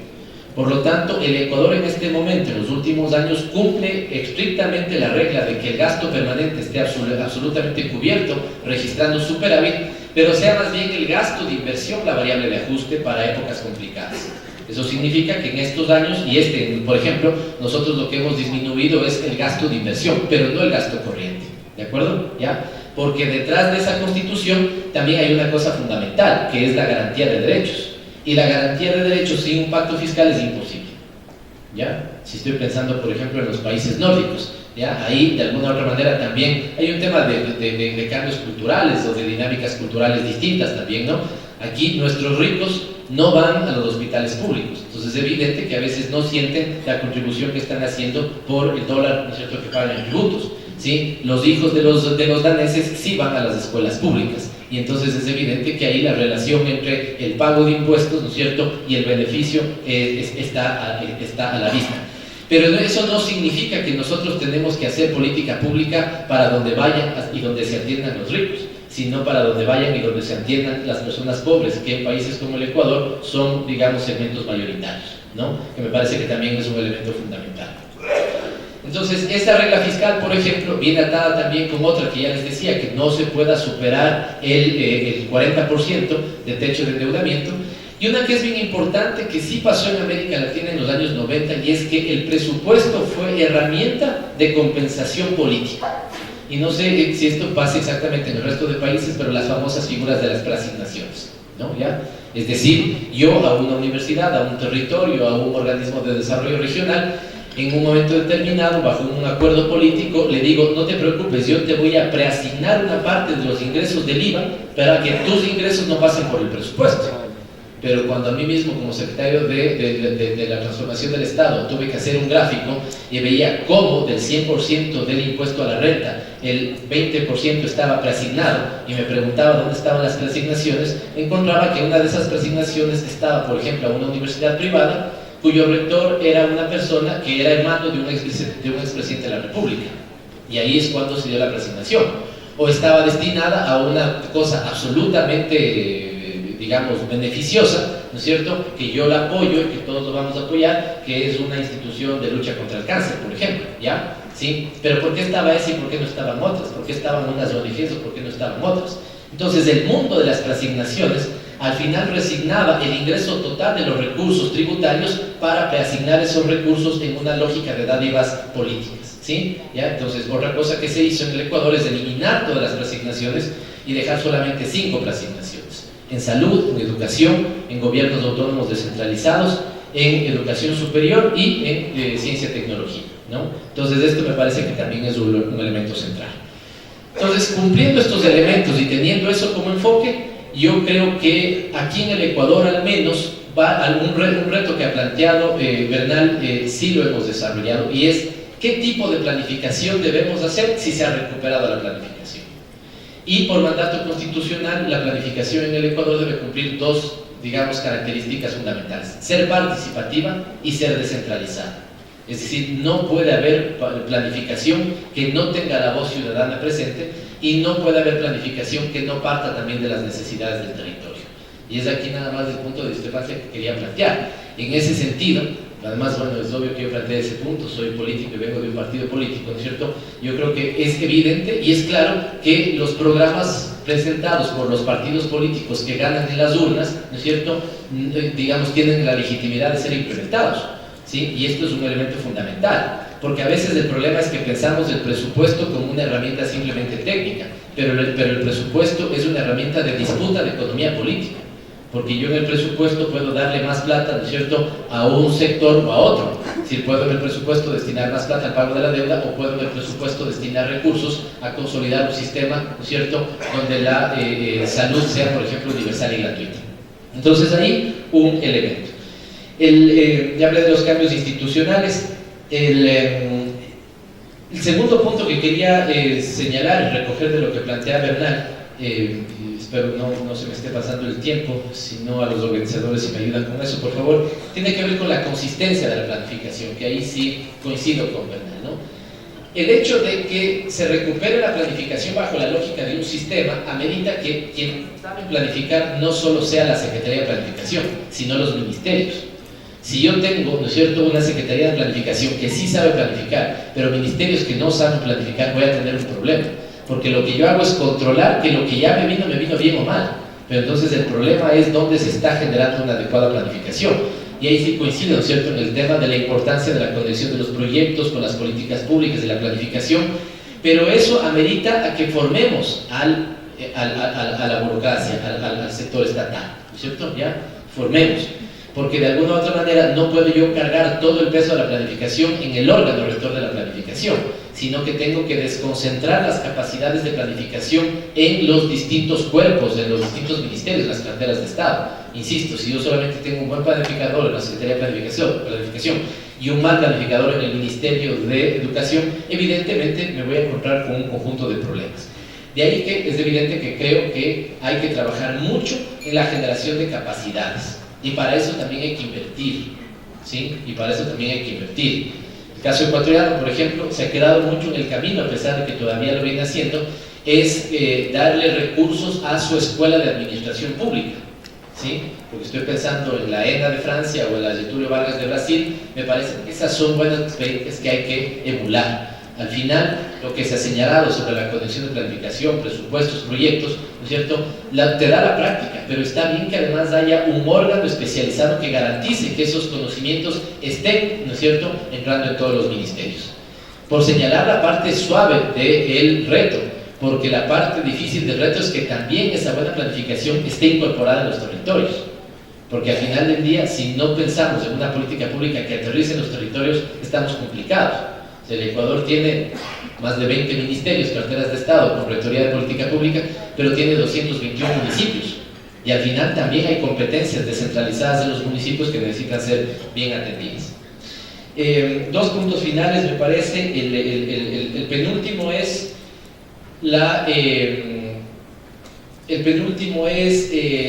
el rol que de alguna u otra manera, entiendo bien el sentido que le da Bernal, pero el rol planteado a la Contraloría General del Estado como una evaluadora de la gestión y las políticas públicas. Ecuador hace un poco más de un año hizo, más bien, en el texto constitucional planteamos que sí puede haber auditorías de gestión de parte de la Contraloría, pero también nos hemos encontrado con problemas que si ya tienes dificultades en planificar, a veces tienes más dificultades en que quien te haga el control sea alguien que tampoco sabe planificar ni sabe de tu sector, ¿ya? Porque a veces digamos, y esto no es una cosa en contra de los contadores, en lo absoluto, y los auditores, mi papá lo es, ¿sí? Pero cuando tú defines la auditoría sobre un tema de gestión en política petrolera, estoy seguro, digamos, que la experticia sobre el tema petrolero no lo tienen, ¿no es cierto? Ya, o sea, lo tienen seguramente los que manejan esa área, como puede ser el minero, como puede ser otro tema. O sea, yo creo que hay un debate. El Ecuador incluso últimamente hizo una enmienda constitucional para que la Contraloría sea solamente juez de cuentas y no entre, ¿no es cierto?, a la evaluación de la gestión digamos, de la consistencia de los proyectos. Eso más bien se da en este momento a la Secretaría de Planificación. Insisto, ¿no es cierto? Porque muchas veces tenemos un problema. Una auditoría que puede ser muy bien marcada, a veces tiene falla del conocimiento específico sobre lo que se está auditando y entonces muchas veces, ¿no es cierto?, la medicina es peor que la enfermedad. Cierro entonces haciendo estos comentarios en dos elementos. ¿Dónde sí están los retos? En poder evaluar los resultados en la ejecución presupuestaria y que la ejecución presupuestaria con resultados me permita hacer el próximo ejercicio de planificación o el próximo ejercicio de presupuestación, ¿ya? En la Secretaría de Planificación, debo decirles, cuando yo era ministro, no logramos que adquiera la importancia, a pesar de que apostábamos por eso, la importancia a la Subsecretaría de Seguimiento y Evaluación, ¿sí? Entonces, el seguimiento que a veces hemos hecho no es el que quisiéramos en su total dimensión, y creo que en otros países, el Ecuador tiene también falencia en eso. La falta de evaluaciones de impacto son determinantes en nuestros países, ¿no? O sea, no hay evaluaciones de impacto serias que me permitan determinar si lo que asigné no solamente fue mucho o poco, sino si lo que asigné generó los resultados, para sobre la base de esos resultados corregir el próximo ejercicio de presupuestación, ¿sí? Y la última idea entonces es que si por ahí están los retos, creación de capacidades, afinar el sistema de planificación, mejorar los sistemas de evaluación, lo que sí no creo es que de alguna u otra manera la solución esté por donde advierto va pasando buena parte del discurso de economía política de nuestros países, ¿no? Y es haber dado importancia a la planificación, haber dado importancia a los presupuestos, haberse encontrado con problemas de gestión y problemas de corrupción y creer que entonces los problemas de corrupción se van a solucionar con la otra banda, ¿no es cierto?, del tema, porque si no vamos en un tema pendular. Entonces el problema ya no es corregir los problemas de evaluación, los problemas de creación de capacidades, sino que el problema es ahora nuevamente hacer, o sea, un borroneo de los cambios institucionales que permitieron. Solamente cierro con este ejemplo. Cuando nosotros empezamos en el gobierno, la ejecución de la inversión pública al final del año era 50, 55, 57%, ¿ya? Y como no ejecutaban, ustedes le quitaban la plata y le volvían a dar la plata nuevamente en junio, y entonces nuevamente iban a ejecutarle el 55, 56, 57%. Cuando se avanzó en presupuestación plurianual, cuando se avanzó en la posibilidad de que el presupuesto no te lo quiten en diciembre, sino que te lo permitan, digamos, seguir ejecutando, tú puedes contratar sin ningún problema una obra el 28 de diciembre y hacer el pago de la planilla tranquilamente, ¿no es cierto?, el 14 de enero. Ese es el ejercicio de planificación y ejercicio de presupuestación y ejecución. Que ahí se genere, digamos, problemas de corrupción. Vamos contra la corrupción y contra el corrupto, no vamos contra la herramienta. ¿Sí está claro? Si lo que hemos hecho es mejoras, por ejemplo, en la ley de contratación pública para agilidad en la ejecución presupuestaria y tuvimos un problema, el problema no es cambiar la ley, el problema es aislar, ¿no es cierto?, esa manzana prohibida. Pero me da la sensación que América Latina lastimosamente vuelve, o en algunos países, ¿no es cierto?, vuelve a esta lógica de que mejor no invertamos porque el Estado es susceptible de corrupción, mejor asumamos el paradigma de la austeridad, y en países como el Ecuador, que todavía tiene grandes necesidades, me parece que ese paradigma es equivocado. Muchas gracias. Bueno, después de estas dos excelentes exposiciones, a mí me toca papel de modelador. Pero hay un amigo que me decía, conociéndome a mí, ¿cómo puede ser para modelar? Bueno, voy a tratar de modelar. Quiero en primer lugar agradecer así esta posibilidad de que solamente esté moderando. Y de esa manera ustedes están beneficiando, me vuelven a escuchar, porque me vienen escuchando en otros seminarios muchos de ustedes. Pero no puedo con mi genio, algunas cosas que quisiera mencionar. Si me permiten, muy cortito y a pie, como decimos futbolísticamente. Creo que en las dos exposiciones hay algo que está implícito. La necesidad del cambio del modelo de funcionamiento del Estado. De pasar de un Estado a la espalda de la sociedad, hiperregulado, hipernormatizado, a un Estado al servicio de las necesidades sociales. Este modelo de concepción, este nuevo modelo de Estado, está siendo en muchos casos confundido, creyendo que con simples cambios técnicos se pueden solucionar esos problemas de funcionamiento del Estado. Como bien decía Bernal, en los años 60, en el modelo cepalino que planificación se desarrolló el presupuesto del programa como instrumento de desarrollo económico. El presupuesto del programa no es un instrumento de desarrollo económico, es una técnica presupuestaria. El presupuesto es un instrumento de desarrollo económico. En la década del 80, con una visión ya eficientista del Estado, aparece la técnica presupuesto base cero. ¿Y qué es lo que tiene que hacer la técnica? Permitir reducir el gasto público y la burocracia estatal, a través de criterios válidos de priorizar gasto en base a producción. Y ahora aparece la nueva, aparentemente técnica del presupuesto por resultados, siendo una tendencia superadora. Y creo que estamos seguimos hipervalorando la técnica. El problema no pasa por la técnica, el problema pasa por el rol que tiene que cumplir el Estado al servicio del ciudadano. El presupuesto o programas reflejó un cambio de mentalidad, pasar de un presupuesto que reflejaba lo que está gastando a lo que el Estado hace con los recursos. Fue un cambio fundamental. El presupuesto base cero lo complementaba, porque de la visión incrementalista que tenía el presupuesto del programa, donde todo nuevo programa, todo nuevo proyecto significaba un incremento de gasto, a priorizar el gasto en base a prioridades, que se daban a la etapa de formación de personas. Y por lo tanto el presupuesto base cero es complementario, no una antinomia que reemplaza otra técnica. Y el presupuesto por resultados, que se está dando en los últimos años, es lo mismo, enriquece el presupuesto del programa. ¿Por qué? Porque el presupuesto del programa es una visión meramente productivista, a pesar que se desarrolló en el momento de auge de la planificación normativa en América Latina. Y entonces el presupuesto lo que dice, se produce, pero ¿para qué? ¿Qué es lo que se tiene que satisfacer? Y acá el objetivo que hacer es resolver los problemas cotidianos de la sociedad y atender a los sectores más protegidos de nuestra sociedad. Y para eso tenemos que cambiar el modelo del Estado. Y uno de los temas que en el seminario que hicimos la semana pasada en Argentina, la Sociedad Argentina del Presupuesto Público, tuvimos una novedad, y creo que a lo mejor sería interesante en el futuro seminario así incluirlo. Tuvimos expositores abogados. No eran contadores, no eran economistas, pero plantearon el tema del marco jurídico. Esto lo planteó muy claramente. ¿Cómo podemos tener por ejemplo, en el caso de Argentina, un modelo de gestión por resultado con una ley de obra pública de 1950, una ley de procedimiento administrativo de 1970, o una constitución que ha sufrido algunos cambios cosméticos pero no sustantivos en 1994, que venía de 1853. Entonces el tema del marco jurídico es un tema que también tiene que considerarse en este modelo de gestión por resultados. Y acá quiero decir, abusando de su presencia, un tema que me parece fundamental. No hay gestión por resultados, nuevo modelo de gestión por resultados, si no cambia el rol del Congreso. El Congreso tiene que pasar de una visión que en muchos congresos existe, de una visión que lo llamo el análisis del ascensor, de cuánto baja y cuánto sube el gasto público, a concentrarse en la fijación de políticas y prioridades.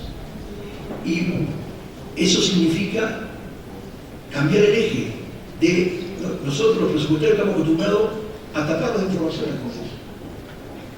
El tema no es taparnos de información, no es caer de un error que teníamos antes, de la productivitis, de poner indicadores de producción de todo tipo, a otra enfermedad que es la indicadoritis de resultados, sino cuáles son los aspectos prioritarios, para que el Congreso pueda analizar las prioridades y definir las prioridades. Porque la aprobación del presupuesto anual significa definir una forma de vida de la población. Se está diciendo año a año cómo se va a financiar el Estado y qué servicio va a recibir. Por lo tanto, el rol del Congreso tiene que estar inserto en la gestión de los resultados. Y el tema complejo es el tema de los nuevos controles. Pero los nuevos controles no pueden tener facultades de cuestionar políticas, pero creo sí que tienen que pasar de un mero control legal y formal, meramente procedimental, a un control de gestión que diga por qué no se cumplen las políticas. No de ninguna manera un órgano de control las facultades de cuestionar políticas, no se funciona, pero sí de apoyar a la formulación de política con análisis que permita, a través de análisis de gestión, poder ver las causas del cumplimiento político. Bueno, perdón, discúlpenme. no estaba previsto, pero no hablo más. Quedan ahora a disposición de ustedes para preguntas a los expositores, pero no pude corregir, discúlpenme. Gonzalo Valdivia, ingeniero comercial, presidente de la Asociación Chilena de Presupuesto Público. Bueno, primero quiero felicitar tanto al expositor como al comentarista, porque no solo han sido planteamientos de buena calidad, han sido impactantes, irredarguibles, porque todo lo que han planteado es absolutamente cierto. Ahora, es muy difícil encaminar un comentario cuando hay tal densidad de temas que se abordan. Pero yo quisiera aglutinar algunas ideas. Primero que nada, un concepto que tengo hace muchos años. Los países, las instituciones, son como las personas, todos diferentes. Tenemos muchos temas en común, pero la individualidad esa no la podemos soslayar. Y dentro de eso tenemos que sacar ciertas conclusiones de orden general adaptables a cada caso. Pero hay un tema que yo siempre trato de plantear. Todas estas grandes decisiones de estos mejoramientos pasan por un elemento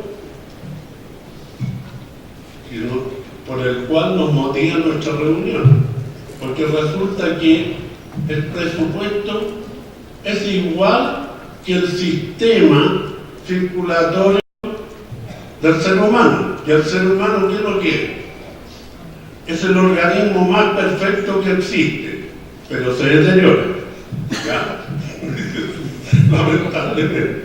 Bueno, y entonces, eso por una parte. Entonces, toda iniciativa tiene que necesariamente que ir tomando como centro a los que trabajan realmente en el presupuesto, porque en la experiencia del día a día es lo que, y si uno logra sistematizar algo, ahí va a ver las causas de todos los problemas que ha planteado aquí el amigo en la exposición.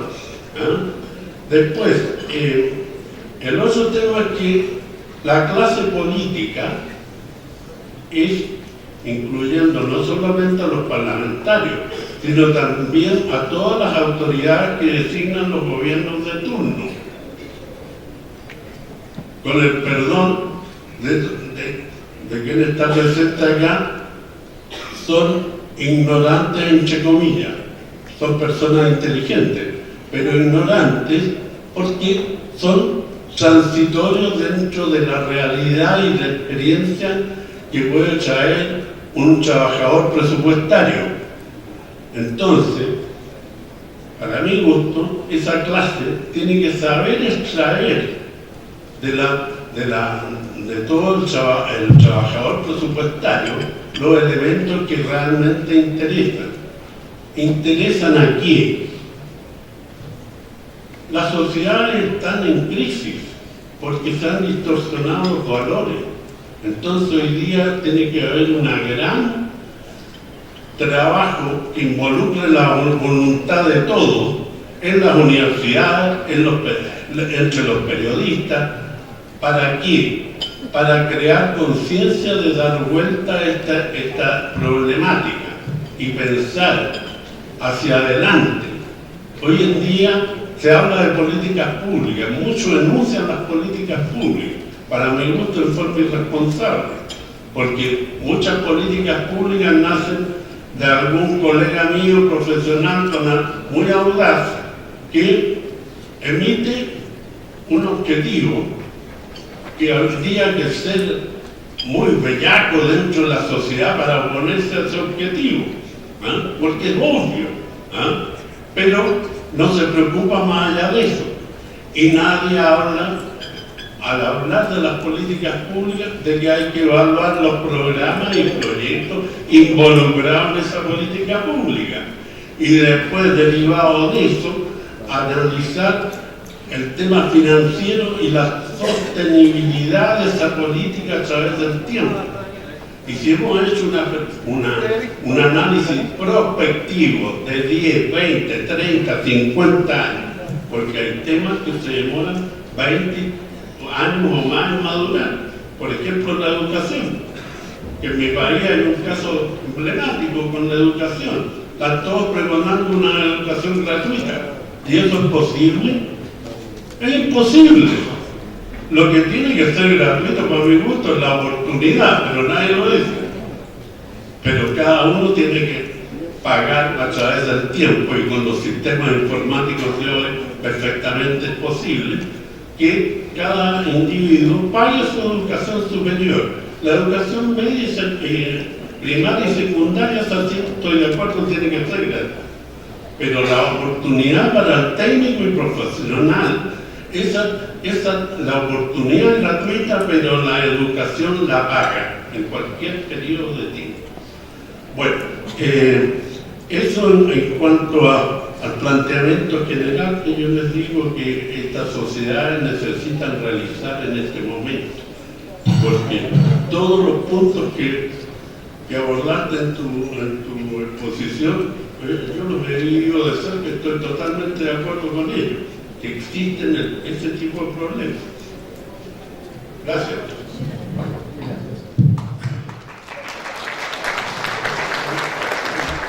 Bueno, en primer lugar, felicitar a los expositores por tocar en puntos nevrálgicos de la actualidad y de la evolución de todo el saber y pretensión presupuestaria de planificación. Creo que muchos de nosotros tenemos que nos penitenciar por muchos erros que están ahí. No digo penitenciar, pero no supimos preverlos. Quisimos, dadas las circunstancias de los países, preparar planificadores en 20 horas, 60 horas. No da. Y las decisiones de esa gente, no por culpa de ellos, pero por la presión que hicieron, por el tiempo que le dieron para se capacitar, no es suficiente. Si nosotros estamos aprendiendo todo el día, dando recomendaciones que dentro de un mes ya no tienen validad, imagínense quien viene de la formación académica. Yo creo que hay un problema muy serio, que es la academia y la realidad. Creo que isso é uma coisa da América Latina como um todo, e não digo só da América Latina, digo também da Europa. Uma coisa é a academia conceptual, teórica, clássica, etc., etc., e a realidade das sociedades hoje em dia. E não há relação. E, mientras não se cambie isso, temos que fazer um esforço adicional depois para formar planificadores. Em tempo limitado, sabemos que não dá, mas nos dizem, ustedes tienen tanto para formar e para que os tipos entrem em uma área tremendamente complexa, dinâmica, a dar decisões, a ser propostas, etc. A planificação é típica, e eu estudo mais ou menos em todas as etapas, cometi todos os pecados. E foram pecados grandes, né? Pero, ao mesmo tempo, tomei algumas providências para não seguir cometendo pecados. E um deles foi frenar essa proliferação de pressupostos. Creio que o relator foi suficientemente claro para dizer as consequências disso. Eu creio que os custos desta proliferação são tremendos na administração pública dos países da América Latina. E vou-me fazer referência a um especial, que é essa concepção de pressuposto por resultados. Não tem sentido, porque o pressuposto tem que dar resultados. São bons ou malos, tem que evaluar-se, Pero la gente que elabora el presupuesto pensó que era otra metodología, otros cálculos, etc. Y no es nada de eso. Hay que aprovechar lo bueno que es la clasificación, el presupuesto del programa y explotarlo al máximo. Pero no meto más terminología en el medio, porque es una confusión que está, creo yo, en la mayoría de los países de América Latina. En mi país conseguimos frenar un poco, pero también entró. Entonces creo que ese era un problema serio y que habría que tomar precauciones para que no pasen esas cosas. Inserir las ideas nuevas en la capacidad de la década del presupuesto del programa, que es abierta. Y sobre todo porque viene de una área de guerra que no admitía errores. Y él tenía que se adaptar a cada caso específico. El presupuesto debe dar, el presupuesto del programa da essa alternativa. Claro, com os instrumentos adequados de gerência, de seguimento, de evaluação e de tática operacional. Bueno, outro ponto que me toca, ou que me hace pensar um pouco, é um objetivo genérico para a América Latina e para os países, principalmente para a América Latina. Eu creio que uma das metas deve ser não deixar crescer a desigualdade. Há que fazer um esforço para que os países consigam mover o ponteiro para uma igualdade. Não igualdade total, mas sacar a população da situação que está, porque é uma situação de população que cada vez mais vai ser um peso para a sociedade. Então, eu creio que isso deveria ser um critério general para os países. Não deixar crescer a população. Se há custos adicionais, passarmos para arriba e fazer com que esses custos não sejam suportados por as populações que estão em situações já bastante degradadas. Eu teria muitas coisas para comentar, mas eu creio que esses dois pontos são os fundamentais e para o benefício do seminário eu termino aqui meus comentários.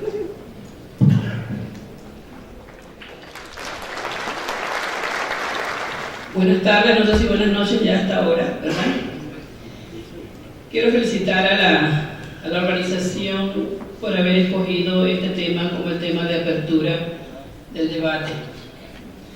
Ciertamente todos nuestros países, tal y como lo han expuesto Monge y el señor Fabián Muñoz, han pasado por los mismos momentos históricos en donde teníamos diferentes presupuestos, diferentes mecanismos de planificación, diferentes formas de hacer las cosas y que fueron cambiando como la moda y han pasado como la moda. Sin embargo, este tema no es un tema de moda, este tema es un tema de atender la necesidad de la población.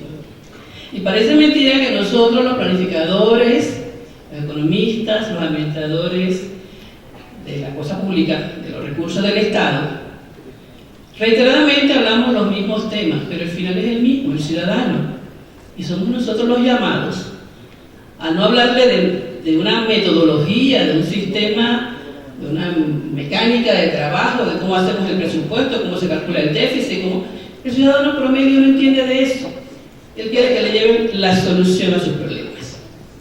Es importante tener en este primer tema la participación de la Asamblea Nacional, porque independientemente de la forma en que participen en los diferentes estados, pues el órgano parlamentario, a veces hay una distancia tan grande entre el Ministerio de Economía y lo que piensa, y entre la Asamblea y lo que piensa, ¿verdad?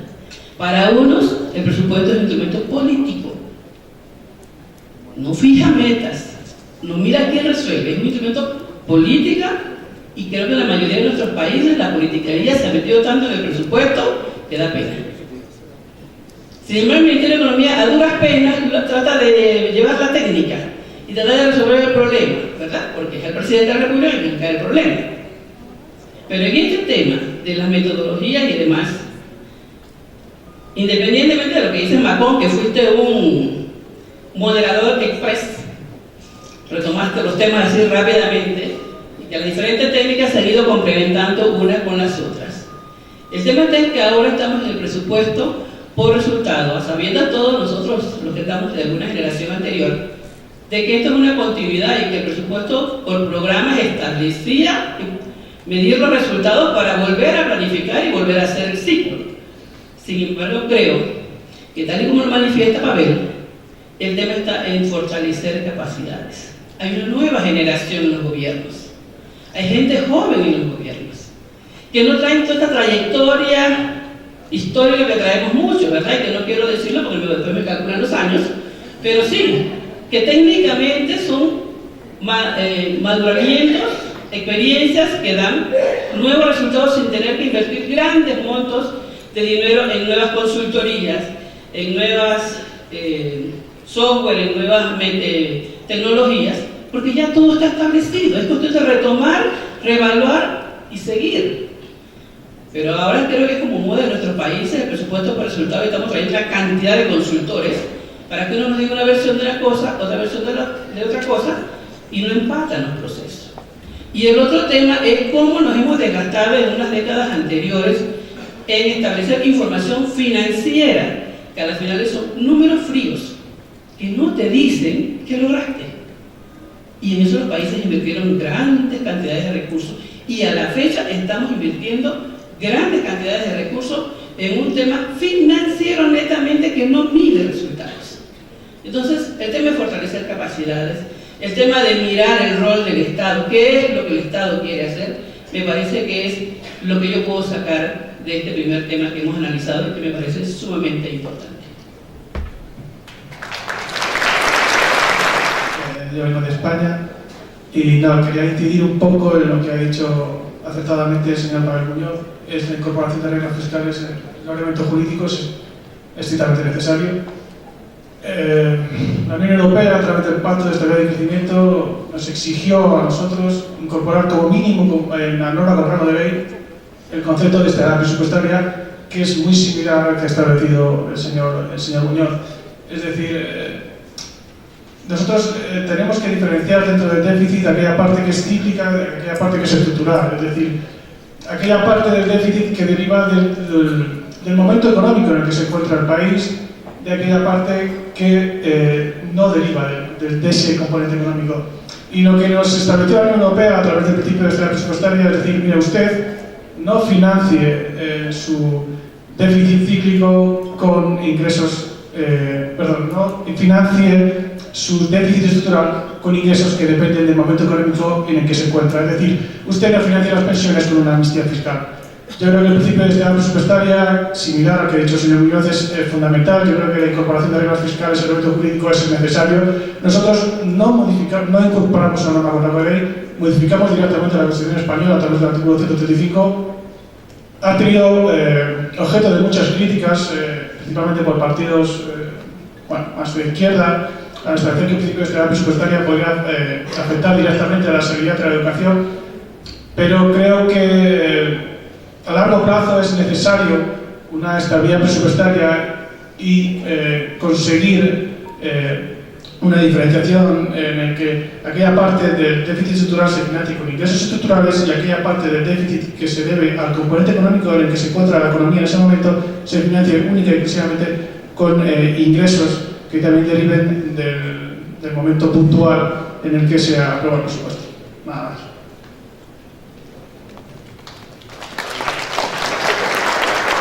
Hay un tema que me preocupa y me hizo volver muchos años atrás. No tanto, pero bueno. Dejemos ahí. Como dice Misila, dejémoslo de ese tamaño. Este tema de la dicotomía entre el político y el técnico. Eso me preocupa. Que volvamos a discutir temas que yo creo que hay problemas, hay dicotomía, pero no es un tema de adversarios, donde el técnico tiene la verdad técnica absoluta y el político tiene una irracionalidad en la toma de decisiones. Creo que no es así. El técnico tiene que tener una visión tecnocrática, pero sabiendo que lo que hace no es un fin en sí mismo, sino es un medio para mejorar la vida de la población. Y el político tiene que tener apoyo técnico necesario, suficiente, para que las decisiones tomen en cuenta su racionalidad política. Entonces, si nosotros nos planteamos un nuevo modelo de gestión, porque vuelvo a reiterar, para mí la discusión no es presupuesto por resultado, eso es un tema de una aparente técnica que en realidad, quiero aclarar si un comentario, perdón que hiciste, a lo mejor se te pasó, no es posible asignar recursos por resultado, se asigna por producción.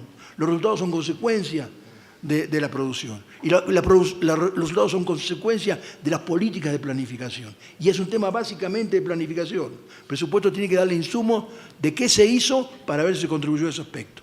Pero entonces, en ese tema creo que no debemos volver a caer en la dicotomía del técnico y del político, algo que Jiménez Nieto ya la dijo de hace tiempo, de esta zona, decía que debía reconsiderarse. Tienen que trabajar coordinadamente. El técnico tiene que apoyar las decisiones políticas, pero el técnico no toma decisiones políticas. Apoya ese tema. Y entonces, en el modelo de gestión por resultado, en un nuevo modelo de gestión, esta armonización entre técnico y político creo que es un tema central. Perdón. Gracias. Y bueno, así... Perdón, quería hacer unos comentarios. Uno sobre el compañero de Ecuador. Yo no dije que el partido que gana las elecciones no tenga gran impacto en el Plan Nacional de Desarrollo, sino, y va a prevalecer muchas de sus ideas, pero que se debe participar a los otros partidos políticos, a la sociedad civil, etcétera. Hay veces el partido que gana las elecciones tiene el 30% del Parlamento y la oposición tiene el 70%, y a la oposición no le dan casi participación en Plan Nacional de Desarrollo. Tiene que oírse a todos los partidos políticos, a la sociedad civil, a los empresarios, a los trabajadores, para realmente tener un plan de desarrollo país. Pero la inquietud, o sea, estamos claros que el partido que ganó, para eso tuvo los votos de los ciudadanos y va a tener, prevalecer algunos de sus criterios. Y el otro punto sobre el técnico político, yo considero que una de las grandes fallas que se da es que los políticos no reciben capacitación en planificación, en presupuesto, en administración por objetivos, etcétera. Yo he dado conferencias a juntas directivas y ve uno lo mal que están en estos temas, y entonces cuando toman decisiones las toman muy mal sustentadas. Y por otro lado, no, como bien lo planteaba el compañero, no tiene que verse como una disputa entre el político y el técnico.